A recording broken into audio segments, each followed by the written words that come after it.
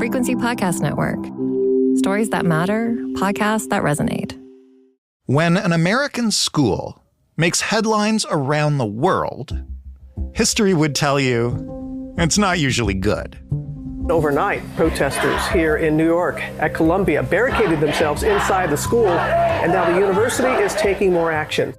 At Columbia University, school officials telling demonstrators the administration won't agree to divest from Israel and that they must leave the encampment by today or face suspension. For the past 2 weeks now, it has been difficult to avoid stories out of Columbia. Many of them showing scenes that make campus appear overrun with protesters, or reporting on some ugly incidents of antisemitism. So it's worth wondering, then, how students at Columbia, some of them Jewish, others not, feel about seeing their school on the news. Or how those students would describe what's happening on their campus. Honestly, I've been very frustrated with how much coverage has been about how a very, very tiny minority of Jewish students feel so threatened and unsafe. That's been the vast majority of the press coverage in the United States. Every time I see Columbia in the national news, I die a little bit on the inside. I don't like it when we make national headlines. I don't know. I think it's not great. I don't think it's something that deserves that much coverage. I think it's been, blown way up.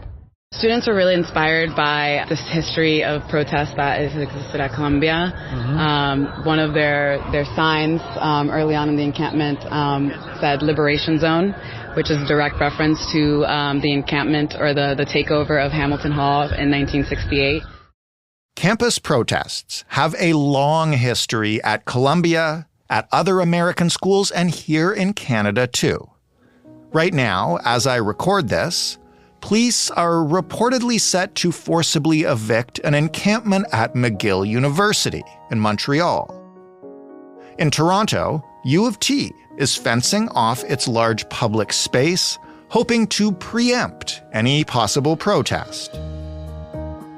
Why have universities pushed back so hard against these protests, despite lessons of history that would indicate that doesn't usually hold up as the right approach? What do the protesters at Columbia and elsewhere actually want? What is it really like down there, on the real campus? Not the campus that we see on the news. I'm Jordan Heath Rawlings. This is The Big Story. Justin Ling is a freelance investigative journalist. He writes the Bug-Eyed and Shameless newsletter. He went down to Columbia for The Line, which is where he got some of those voices you heard in the intro, to figure out what's actually going on campus. Hey, Justin. Hey, thanks for having me. You're most welcome. Why don't you just start by describing what you saw? Take us there. What's going on at Columbia? Yeah, I think it's really easy to get a sense from the media that it is a sort of lawless, anarchistic mess that students are running in terror away from campus. That the protesters are running the asylum, as it were, and it's just not the case. I showed up to campus. First off, from the outside, you'd never even know that it was the center of sort of an international media frenzy, apart from the security at every gate. Journalists are allowed in for about 2 hours every afternoon, or at least they were up until, I think, yesterday maybe. You get inside and you don't even notice anything's kind of amiss, right? Like, students are milling about.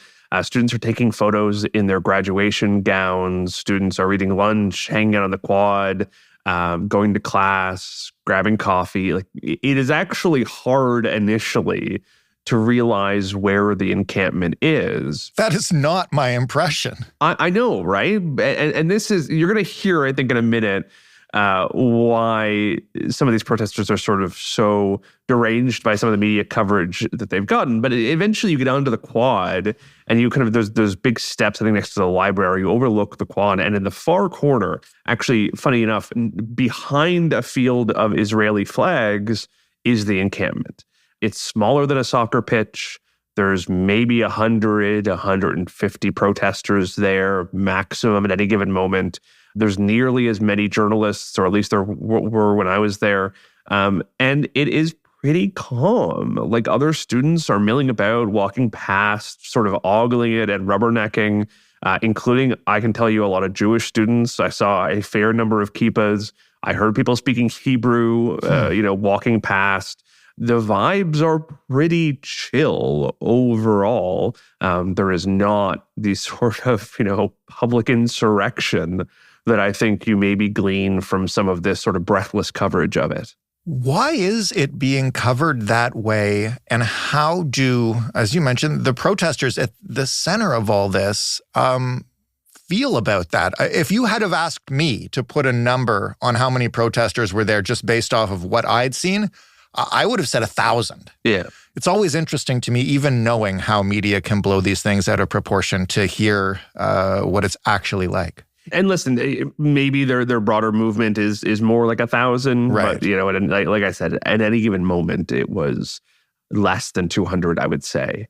And I talked to some students who were not part of the encampment. I talked to one Jewish student who was just sort of sitting on a pack of what are like metal beams that are getting ready for the graduation ceremony, and he was just sitting there journaling. And me and him had a little chat, and he says, every time I see Colombia on the news, I get, I just cringe so hard because it's never good stuff. And he says, listen, they have the right to be here. Do I necessarily love it? No.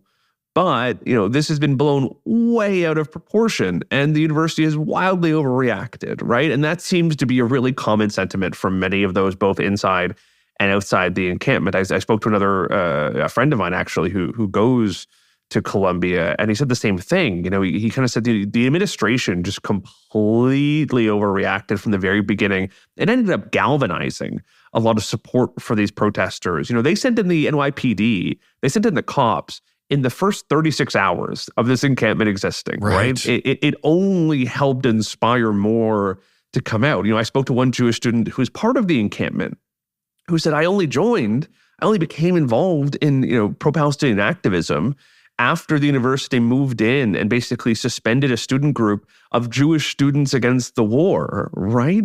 So there's this real feeling like in its quest to sort of stamp out this fear or this panic around anti-Semitism on campus, the university has ended up inspiring more students to join it. And I think that's kind of where a lot of the crux of this is. There has been, I'll be really blunt about it, there has been a moral panic about this scourge of anti-Semitism on campus. And it has been fed by, Twitter accounts posting videos nonstop of every single incident that has taken place, right, without context sometimes, without details, without any additional information. It has been fed by media influencers who have tried to make this the great threat of our time, by politicians. House of Representatives Speaker Mike Johnson was there the day before I was, saying that the Jewish students were literally running in terror from campus, right? Like, it has been just completely detached from reality. And a lot of people have kind of made their name and have built their profile off of telling lies about what's actually happening. What are they protesting for? What do they actually want? Yeah, so they're very much taking their cues from some previous protests that happened on campus in the 60s and the 80s, both a protest of the Vietnam War and a protest of the apartheid regime in South Africa. They're calling on the university to disclose all of its relationships with the Israeli government, with Israeli defense contractors or American defense contractors working in Israel, and all of its relationships with Israeli universities, and to basically cut all of those ties. It's also asking for a statement from the university in opposition to the war, in favor of a ceasefire. And kind of, I think there's some more nebulous things there about kind of student participation in university decision-making, but that's basically it. I don't even know enough about the administration of Columbia to tell you whether those proposals are good or bad or troubling or wonderful. But those are the demands they have made, and that's the sort of sticking point for the university, which has thus far, I think, rejected basically all of those. How long has this protest been going on now? And did you get a sense while you were there of what comes next? Yeah, so I think we're coming up on about 2 weeks at this point. And the university set a deadline of Monday afternoon for the students to clear out. And by that point, they didn't. So the university went in and started handing out notices of suspension. So these students, their academic careers may be more or less ruined by this protest. And many of them have vowed to stay. I talked to students who were there who had been arrested, who had been suspended, who risked total expulsion for continuing to do it. But they genuinely believe in what they're doing, and they're clearly not going to be dissuaded. Just on, I think, Monday night, many of the students actually kind of escalated. They broke into a couple of the buildings and have tried to occupy them, smashing windows in the process. And I think people have already found those images quite stark, but the symbolism, I think, is very apparent for these students because they know that the last time the police had been sent in to Colombia was 1968 to clear out an occupation of some of the same buildings by anti-Vietnam War protesters who were protesting many of the same things these students are. Their own university's cooperation with the defense industry that is helping prosecute a far-off war, right? So they're very alive to the comparisons one to the other. One student even said Colombia actually celebrates, it actually recognizes as historically significant the anti-Vietnam protests that took place in 1968. And in the same breath, they're sending in cops to beat us up. He goes, someday, 10 years from now, maybe our pictures will be hanging on the wall of one of these buildings commemorating our protest against this war. So, they very much see themselves in that historical precedent. And I think the university is completely lost the plot about its own sort of contribution to this protest at this point. And I think they may have stepped off the gas a little bit. The university has seemingly made no plans to send in the NYPD again. But who's to say with this escalation over the last 24 hours, anything's possible. You mentioned the media frenzy around this. How have these protests been characterized? I know there's been a lot of talk about threats, about explicit anti-Semitism. Yeah. And does that compare to what you experienced in your time there? Did you see any of that stuff? No. So here, I think I've come to a relatively useful way of breaking this down, right? So for starters, there have been images and videos of individuals, some of them students, chanting really horrific things, right? Like, there's one video that went really viral of a march saying that they would have, I think, 10, 100, 1,000 October 7th, if that's what it took. Right. You've heard people calling for another intifada. You've heard some saying, go back to Poland. You've heard just all sorts of really horrific things. And I think the occasional, I think there's even videos out there from New York of people screaming like death to Jews, things like that, right? So lots of really genuinely horrific, anti-Semitic, and in some cases violent stuff. Now, we know from some further reporting, some of those people were not students. In one case, one of the most violently anti-Semitic rhetoric came from a guy who has long wandered around New York City looking for opportunities to scream death to Jews in front of news cameras, right? There are instances where, these students are using obscene and upsetting rhetoric because that's, they're 20 years old. They're 21 years old. Right? Like I out of curiosity went back and was reading. I'm also working on a book about riot policing. So this is kind of a really useful bit of research happening right now. Right. But, going back and reading some of the reports from the 1968 Chicago Democratic National Convention, from Kent State, from other big anti-war protests, you know what those students were chanting? They were chanting ho, ho, ho, Ho Chi Minh. They were waving the Viet Cong flag. They were screaming, kill the cops, right? Students always end up in these radical spaces saying and chanting ridiculous, offensive, sometimes borderline violent things. Now, does that mean it's okay? No. But this has been true since the dawn of time. And, I think we have to really put some of this stuff in context, right? Like, it doesn't necessarily mean that these students are a threat. If there are students who are genuinely making appeals to violence, I think you can deal with that on a one-to-one basis. It doesn't necessarily necessitate sending the cops in to crack everyone's skulls, right? As many students have pointed out to me, that's actually escalating the violence. You're meeting a hypothetical, maybe kind of general appeal to violence with actual violence. Is that kind of appropriate, especially in the context?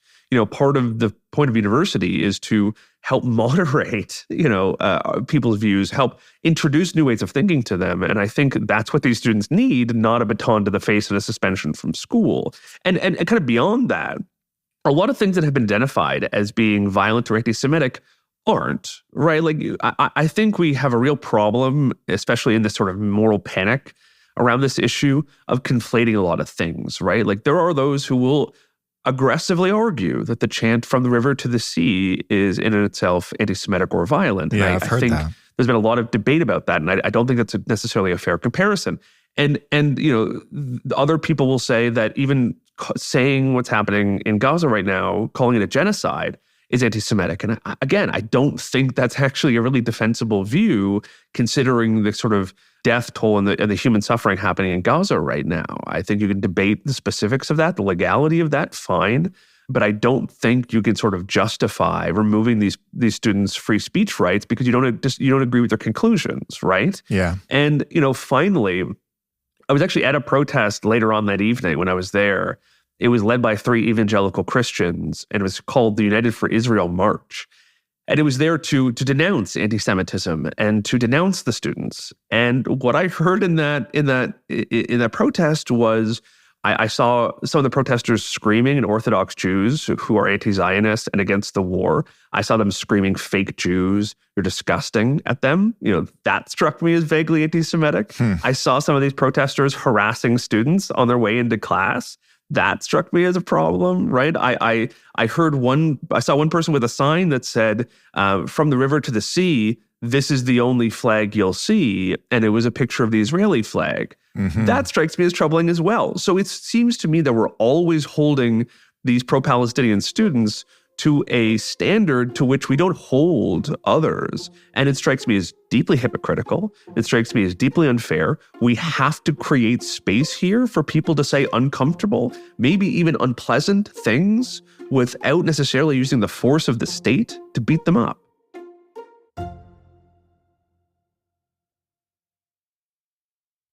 When you talk about the historical context of this and what protesters back in the 60s were chanting, I can't help but think that so much of the frenzy around this comes from the everything is content now world that we live in. Yeah. I don't know how old you are, Justin, but I was at university around the time that we were protesting the Iraq War and sometimes violently protesting the free trade agreement of the Americas. And I can't imagine what those protests would have been like if all the worst moments that I experienced at those were published in video on Twitter in real time.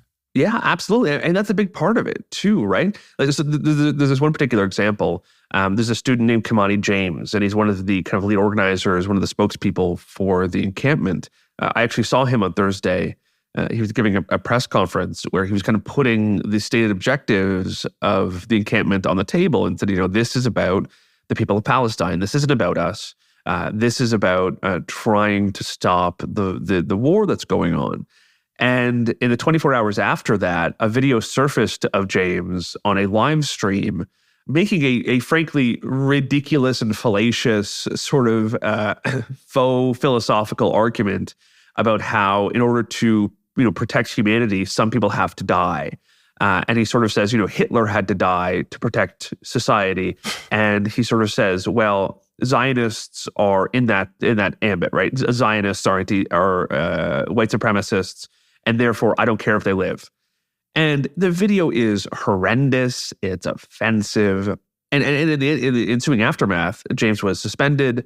He issued an apology, and his academic career is almost certainly ruined at this point.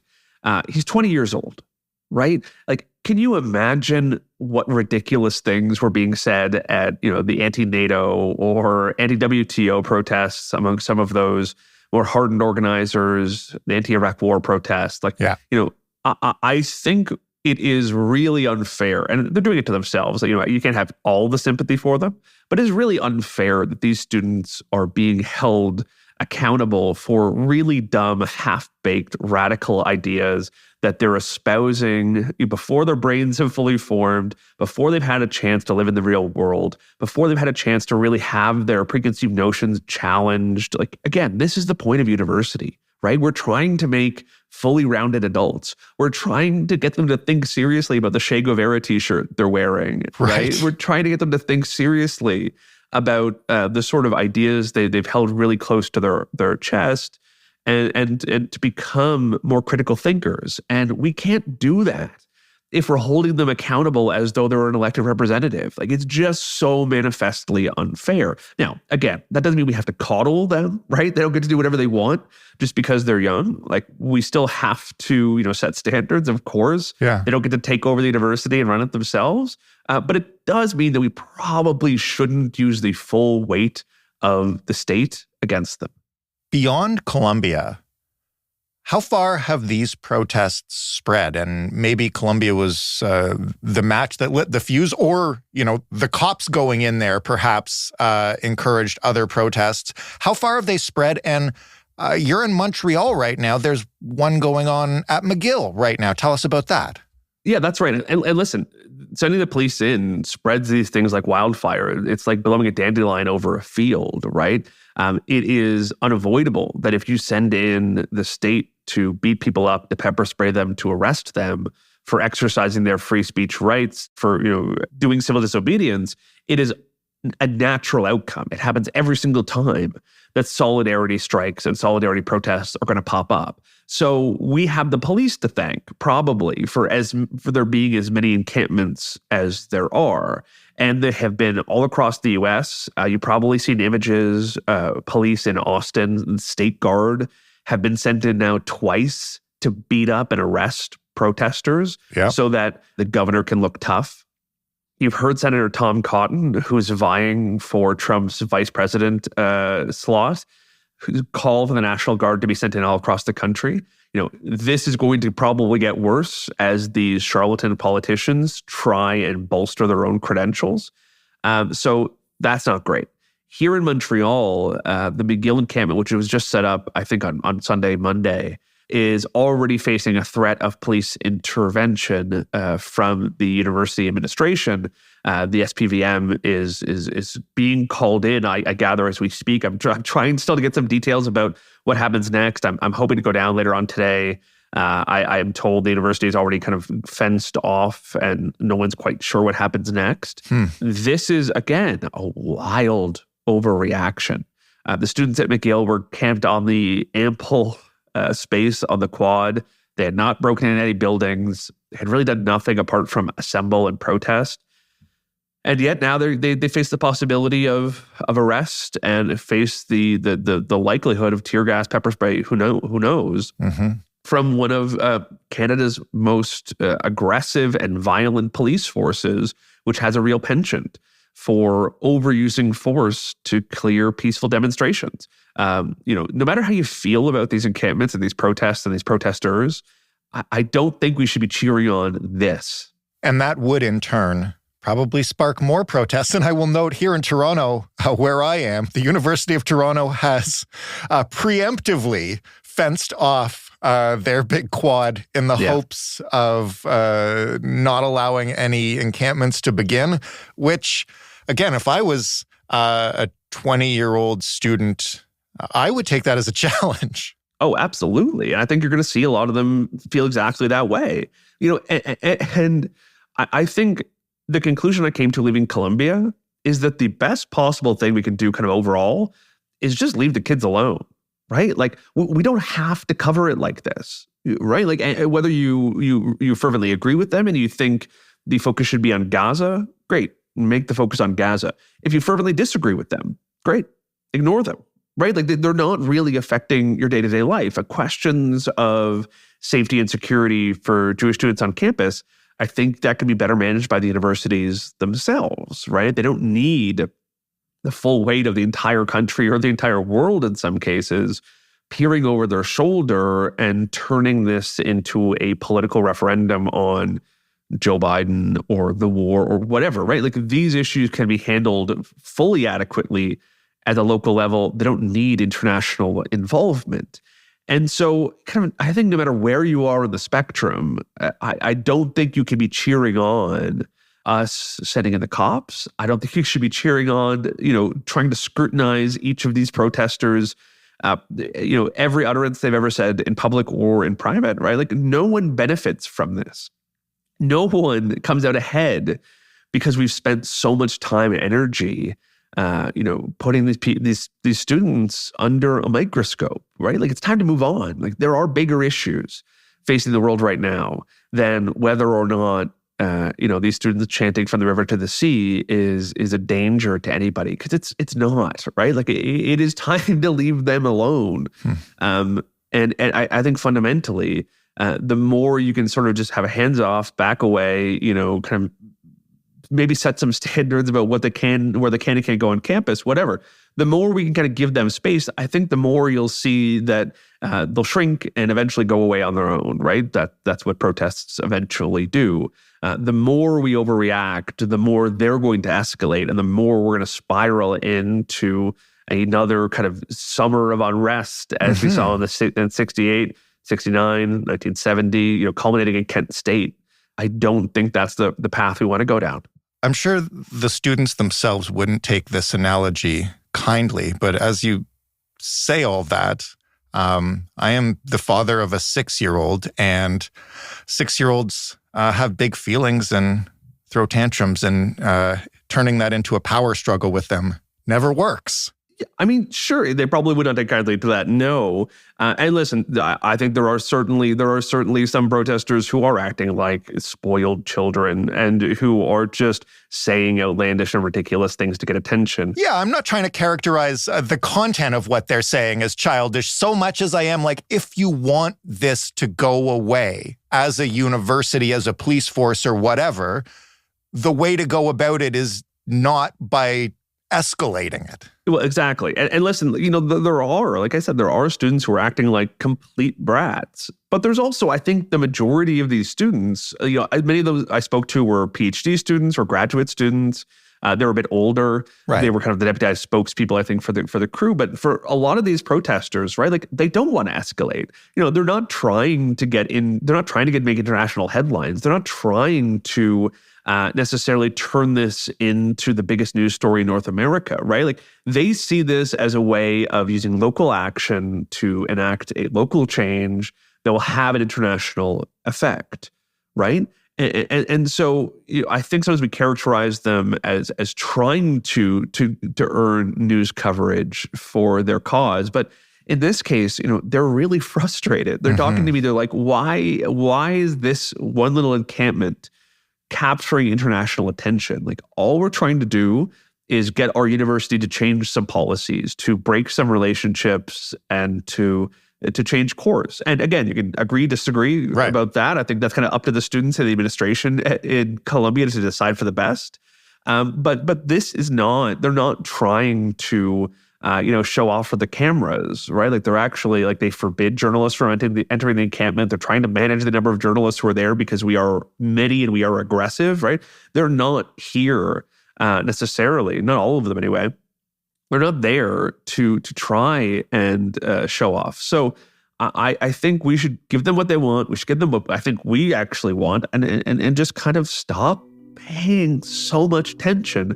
And instead, let's keep talking about the fact that there is a war in Gaza. And whether you are for it or you're against it, I think there is a debate to be had about our own country's involvement in it. And I think that is where the conversation ought to be. Justin, thank you so much for this. Thanks for having me. Justin Ling, author of the Bug-Eyed and Shameless newsletter, reporting for The Line. That was The Big Story. For more from us, you can head to thebigstorypodcast.ca. You can offer us some feedback on this episode or any other episode by emailing us, hello@thebigstorypodcast.ca, or by calling us and leaving a voicemail, 416-935-5935. The Big Story is in every single podcast player and on every single smart speaker. You should know that by now. If you don't, or if you just got a smart speaker, try asking it to play the Big Story podcast.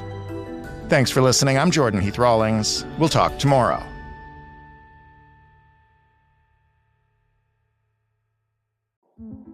In 2007, TV network CBS dropped 40 kids in the middle of the New Mexico desert as part of a brand new reality show. These kids would have to build their own society from scratch. And if this sounds like Lord of the Flies to you, well, it was meant to.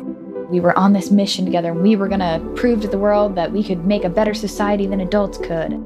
I'm Josh Gwynn, and I want to know what this wild TV experiment was really about. Split Screen, Kid Nation, a 6-part podcast from CBC. Available now.